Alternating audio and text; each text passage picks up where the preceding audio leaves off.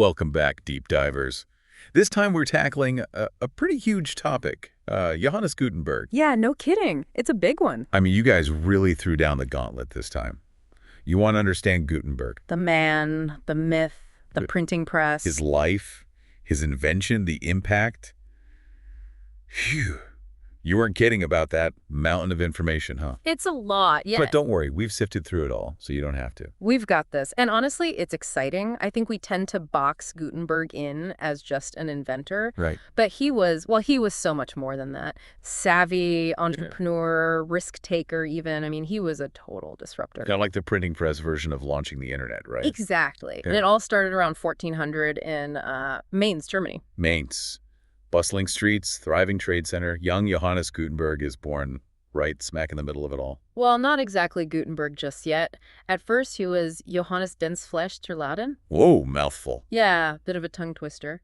He adopted Gutenberg later on. It was connected to a family estate. Ooh, a name change. Makes you think, doesn't it? It does. Was it like a status upgrade?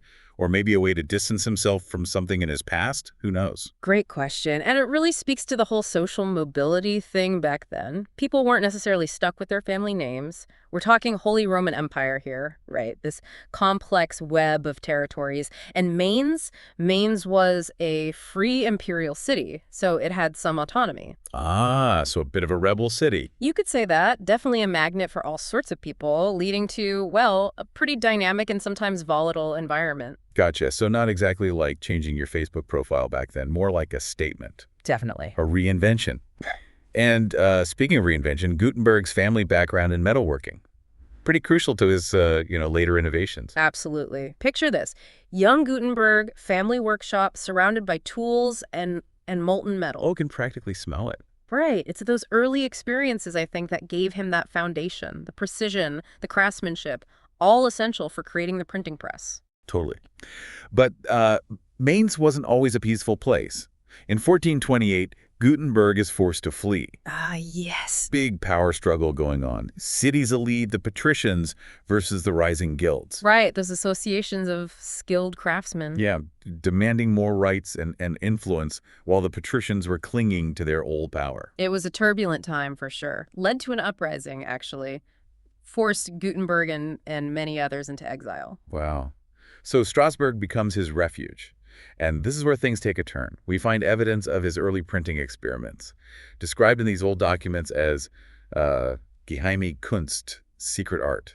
It's intriguing, isn't it? It is. Makes you wonder, what was he working on? Some early form of printing, perhaps? And why all the secrecy? Right, protecting his ideas? Or was there something more to it? Who knows? The pressure, though. Imagine perfecting a world-changing invention, but keeping it totally hush-hush, like launching a tech startup in Silicon Valley, but telling no one. Exactly. It really shows that entrepreneurial spirit, though. I mean, he wasn't just an inventor, but a businessman. Someone who understood the value of his ideas, the importance of protecting them. But then, after nearly 2 decades in Strasbourg, he goes back to Mainz. Dramatic return. Why go back to the city that, kind of kicked you out? Well, things had shifted in Mainz. The political climate had cooled down. Many exiled families had returned. But, and this is important, Gutenberg now had a new tool, financial backing. Ah, the money man. Enter Johann First, wealthy goldsmith, who saw the potential in Gutenberg's printing ideas. This is going to be good. And was willing to invest. This partnership is crucial, right? Mm-hmm. But, spoiler alert, it also leads to some serious conflict down the road. Yes, their relationship was complicated, to say the least. But for now, let's focus on how it all led to the birth of the printing press. Okay, so this is where Gutenberg's genius really comes out. I mean, he didn't just invent movable type. He created a whole system for printing. He took existing technologies, like the wine press, and then added his own innovations, like this precise metal alloy for the type and a special ink that wouldn't smudge. It wasn't simply putting ink on paper. He had to solve all these technical challenges. Each piece of type perfectly even for printing. The ink, no smudging, no bleeding. And then he had to mass produce these tiny, incredibly detailed pieces of type. This is where that metalworking background comes in, right? Exactly. He understood metals, how to cast them precisely, how to make durable tools. It's amazing how seemingly unrelated skills can connect in the most unexpected ways. Isn't it? And that ingenuity, it paid off. The printing press wasn't just a clever contraption, it was a paradigm shift. Technology that would change the world forever. And the first major product of this revolution, the Gutenberg Bible, printed around 1455. Not just the first printed Bible, but a masterpiece. Oh, absolutely. A work of art that showcased the incredible potential of printing. The Gutenberg Bible was a marvel of engineering, craftsmanship. Think about it. Meticulously setting the type, page after page, line after line, then the inking, the pressing onto the paper. Each copy was a testament to his vision. Okay, but here comes the heartbreak. Despite this masterpiece, Gutenberg loses it all. His printing press, his Bibles, to first in a lawsuit. It's a shocking turn of events for sure. Can you believe that? First claimed mismanagement of funds, failure to deliver, and Gutenberg, already struggling financially, couldn't defend himself. So he pours his heart and soul into this invention only to be, kind of cheated out of it by his own business partner. It's a stark reminder that even the most brilliant innovators aren't immune to, well, the realities of business, finance, legal disputes. Tough break. It is. But even though he lost the business, his name would forever be linked with the printing press. A bittersweet ending to this chapter, for sure. He may have lost the business, but his legacy, well, that was already in motion. The printing press was out in the world. And there was no stopping the revolution it had ignited. So next, let's dive into that impact. The ripple effects of Gutenberg's invention. Buckle up. Oh, it's going to be a wild ride. And it makes you think, doesn't it, how Gutenberg's own experiences, those tumultuous years in Mainz, really shaped his vision. Remember, forced to flee because of that clash between the patricians and the guilds. Oh, totally. Yeah. It does make you wonder, did that experience maybe, fuel his determination? To empower people through knowledge? Almost like, if those in power want to control information, I'll find a way to make it accessible to everyone. That's a really interesting perspective. Almost like he was using technology to fight back against the very forces that, pushed him out. Like a superhero origin story.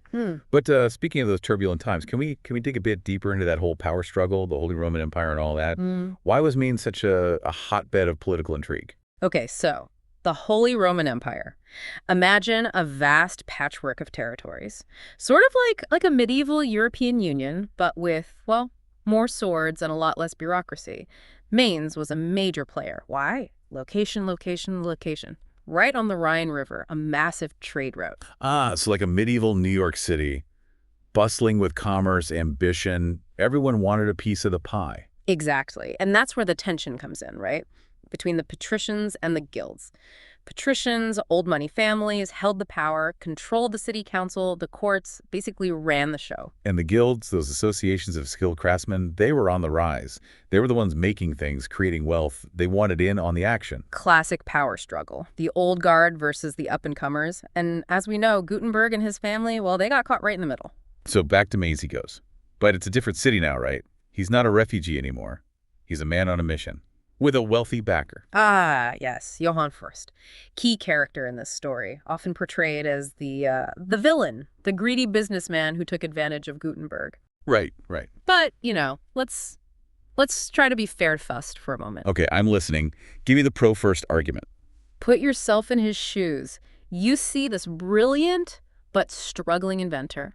Revolutionary idea, but needs capital to make it happen. So you take the risk, invest, believe in the vision. It's not always just about profit. Sometimes it's about supporting innovation, pushing those boundaries. Good point. Takes guts to back an untested idea, especially one as ambitious as the printing press. But then, well, things go south. They do. And the reasons for the falling out, still debated by historians. Business dispute, did Gutenberg mismanage funds? Was Fuss just, impatient? Right. We may never know for sure. Whatever the reason, the outcome was pretty brutal for Gutenberg. He loses the lawsuit, loses the press, loses the Bibles.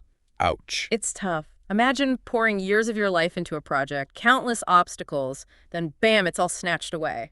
It's like creating the next iPhone, and then your business partner sues you and takes all the credit. Perfect analogy. It really highlights the human drama behind this technological revolution. It wasn't just gears and levers. It was about ambition, betrayal, and well, the kind of bittersweet nature of progress. But even though Gutenberg lost the business, that invention was already out there. Unstoppable force. Absolutely. Like a genie out of the bottle, a force multiplier, amplifying ideas, knowledge, even dissent. No one could have predicted the scale of it all. So let's talk ripple effects. We've touched on the Reformation, the scientific revolution. What other areas were transformed? Well, one often overlooked area, the rise of vernacular languages. Pre-printing press, most books were in Latin, language of scholars, the church. Right, so if you weren't fluent in Latin, tough luck.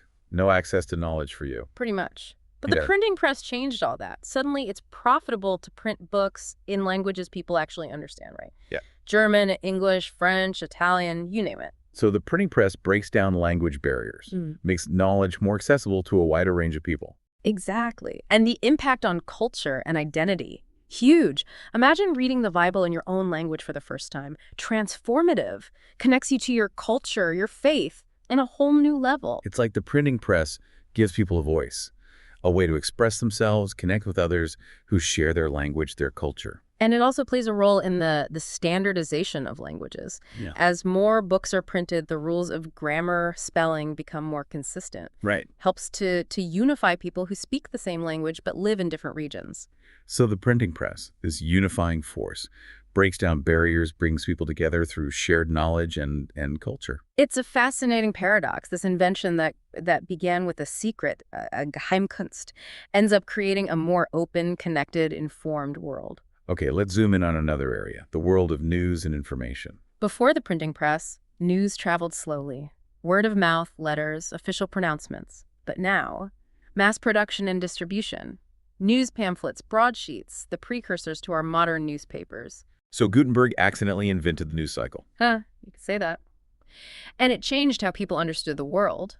Suddenly, more timely, diverse sources of information. Like going from dial-up to broadband. Information overload. Exactly. And this new access, well, it had political consequences. People are more aware of current events, more engaged in debates, more likely to question authority. So the printing press wasn't just a tool for spreading information. It was a tool for empowering citizens. Key point. And something that rulers, authorities, they noticed quickly. They saw the printing press as both a threat and an opportunity. Threat, because it could be used to, spread dissent. Criticism. Exactly. Pamphlets criticizing the king, questioning church doctrine. Ideas could spread like wildfire. Sounds like the early days of social media. Governments and institutions scrambling to control the flow of information. Great analogy. And just like today, there were attempts to censor, to control. So what happened? Did they try to just, ban printing outright? Some did, but it was like trying to hold back a tidal wave. The printing press was here to stay. So adapt or die. Exactly. They couldn't stop the flow of information, so they tried to, redirect it. Licensing systems, printers needing permission before publishing, censorship laws banning certain types of material. The early battles over freedom of speech, freedom of the press. It was a battle that would continue for centuries, with the printing press at the center of it all. Okay, let's switch gears a bit. Was Gutenberg truly the first to invent printing with movable type? The million-dollar question. Debated by historians for centuries.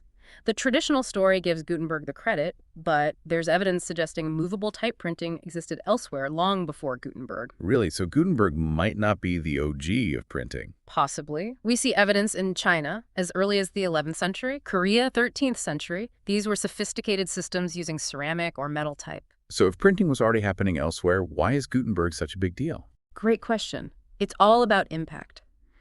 Gutenberg didn't just invent movable type, he created a whole printing system, efficient and perfectly suited to Europe's needs at the time. So it wasn't just the parts, it was how they all worked together, a system built to transform society. Precisely. His system was adaptable, scalable, relatively affordable. It spread like wildfire. So he's like the Steve Jobs of the printing world.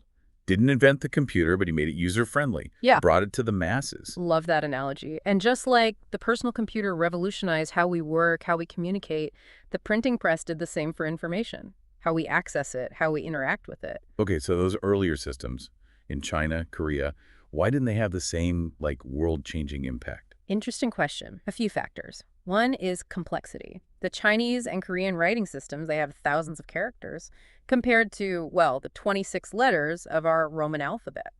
So creating and organizing movable type for those languages, much more difficult. Logistical nightmare. Imagine creating thousands of individual pieces, organizing them, setting them for each page. Time-consuming, expensive. And I bet there were cultural factors too, right? Absolutely. Calligraphy in East Asia, a highly esteemed art form. Strong tradition of hand copying texts. So a mechanically produced book might have been seen as, I don't know, almost like a threat. Exactly. Yep. Like comparing a hand-painted portrait to a mass-produced poster. But in Europe, a different climate, right? Totally. 15th century Europe. Intellectual and cultural ferment. Renewed interest in classical learning. A thirst for knowledge. A growing sense of individualism. So Gutenberg's invention, it arrives at the perfect moment. Fuel for that intellectual fire. Like throwing a match on a pile of dry tinder. And that's one reason why, even though he may not have been the first to invent movable type printing, Gutenberg's considered the father of printing in the West. His invention arrived at the right time, the right place, a time ripe for transformation. It reminds us that inventions, they don't exist in a vacuum, shaped by the culture, the society, the economy. Absolutely, and timing is key. Sometimes even the most brilliant invention, it won't take off if it's not the right moment. So Gutenberg was, well, he was brilliant and lucky. Right place, right time. Indeed. That blend of ingenuity and timing, that's what makes him such a fascinating and important figure in history. Okay, so the printing press, massive impact on Europe. But it wasn't just a European phenomenon. Yeah. It eventually spread. It did, like a virus, spreading from Europe to Asia, Africa, the Americas, transforming societies and cultures as it went. So how did this global spread play out? Was it all smooth sailing? Not always. The arrival of the printing press often challenged the existing power structures. It disrupted traditions, sparked conflicts. Give us some examples. Okay, think about the impact on missionary work. European missionaries used it to spread Christianity, translating religious texts, producing pamphlets. So the printing press becomes this tool for cultural exchange, but also, cultural imposition. Exactly. Complex legacy. On one hand, it helps spread literacy, education, new ideas. On the other hand, it's used to, well, promote European values, sometimes at the expense of local cultures and traditions. Double-edged sword. Yeah. Can be used for good or for bad, depending on who's holding it. Perfectly put. It really highlights how important it is to understand the context, right? The historical context in which technology is developed and used. Okay, the printing press goes global. Gutenberg could never have imagined the scale of it all. But what about the man himself? What happened after, he lost everything to first? His later years were, well, a mix of obscurity and resilience. He seems to have continued working as a printer, but never reached the same heights as the Bible Project.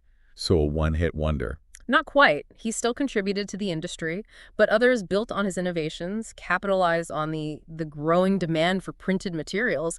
He was, well, overshadowed. It's a reminder that even the greatest inventors can, kind of fade away. Their contributions eclipsed by those who come after. True. But his legacy is far bigger than personal success or failure. He started a revolution. His name will forever be linked to the printing press, to the power of information. Okay, let's bring it back to you, our listener.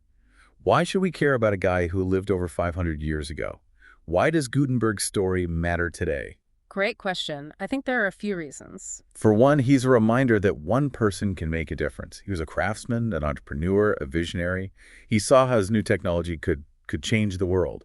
And he wasn't afraid to take risks, challenge the status quo, go after his dream, even when things got tough. Powerful message, isn't it? And one that resonates today. I mean, think about it. We're in this era of rapid tech change, constant innovation. We need more Gutenbergs out there, people willing to think differently, push boundaries, use tech to make the world better. And his story really highlights the power of information, too. The printing press. It democratized knowledge. It empowered people. It even sparked revolutions. It showed us that information can be a force for good, a force for progress, a force for social change. And that message, well, it's more relevant than ever. I mean, think about it. We're bombarded with information from all sides these days. It's on us to be critical thinkers, to sort through it all, to know what's true, what's not, and to use information wisely, to make informed decisions, create positive change in our communities, in the world. Couldn't have said it better myself. So Gutenberg's legacy, it's not just about the printing press. It's about the power of ideas, the importance of innovation, the transformative potential of information. It's a legacy we all share. We're all beneficiaries of the information revolution that he kicked off. So let's honor that legacy by continuing to explore, to learn, to share, to use the tools of our time to create a more informed, more connected, more enlightened world. That's a beautiful thought, a fitting tribute to the man who gave us, well, the gift of print. It's amazing to think that we live in a world where information is so accessible, thanks in large part to Gutenberg's invention. Yeah. But let's not forget, the printing press wasn't just about churning out information.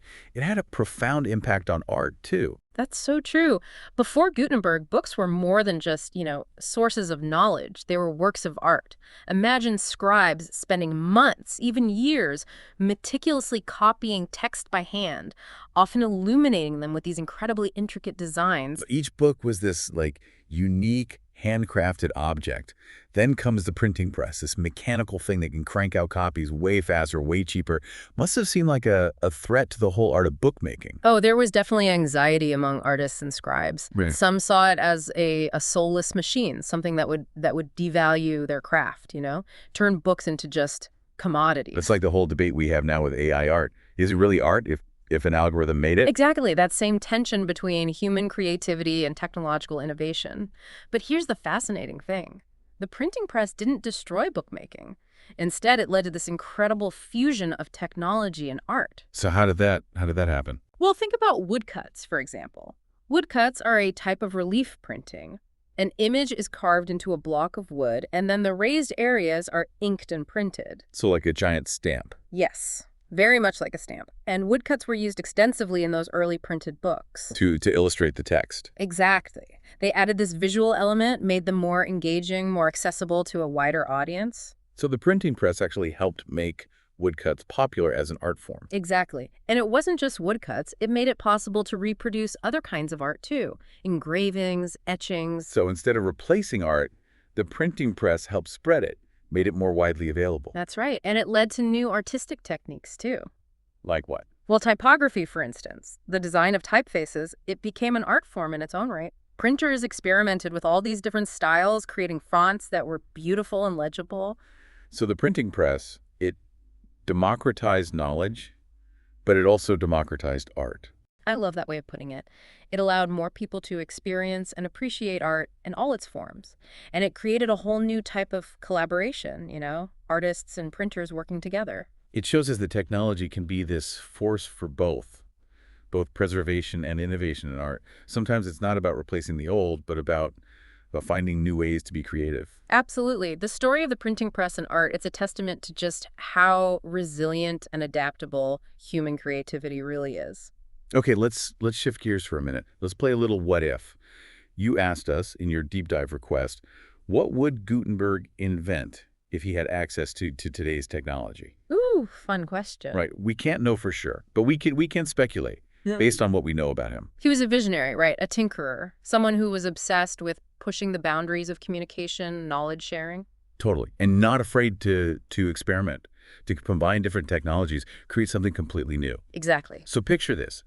Gutenberg, alive today, all the tools of the 21st century at his fingertips. What's he working on? I think he'd be blown away by the internet. He'd see it as this ultimate platform, connecting people, sharing knowledge, democratizing information. I can totally see him diving into coding, creating new platforms for education, collaboration, global dialogue. Maybe he'd create a massive open source online library. Every book ever written, available to anyone, anywhere. Or a super sophisticated translation tool. Instantaneously breaks down language barriers. People from all over the world can communicate effortlessly. Or maybe a platform for citizen journalism, empowering individuals to report on events, share their perspectives with a global audience. The possibilities are endless. But I think the core thing to remember is Gutenberg. He believed in the power of information to transform lives. Knowledge as a tool for enlightenment, for progress, for social change. Whatever he'd create today, it would be rooted in that belief. He'd use the tools of the 21st century to continue that mission, democratizing knowledge, empowering people. Exactly. And that's a mission worth carrying on, isn't it? In every century, in every era, with every new technology that comes our way. Well, we've covered a lot of ground in this deep dive. Gutenberg's life, his invention, the impact, the legacy, even what he might create if you were, sitting here with us today. It's been quite a journey through history, technology, art, culture. Hope you've enjoyed it. Before we go, one final thought. Johannes Gutenberg lived in a world so different from ours. But he had something that transcends time and technology. Vision. A vision of a world where knowledge is shared, where ideas flow freely, where individuals are empowered to think for themselves, to shape their own destiny. And that vision, it's as relevant today as it was back then. Mhm. So as you go about your day, think about Gutenberg's legacy. Think about the power of information. Think about the importance of sharing knowledge. And think about what you can do to make the world a more informed, more connected, more enlightened place. Because ultimately, that's what his invention was all about. And that's a mission worth continuing. In every century, every era, with every new technology. So keep exploring, keep learning, keep sharing, keep Gutenberg's spirit alive. Thanks for joining us on this deep dive. Until next time, keep those intellectual gears turning.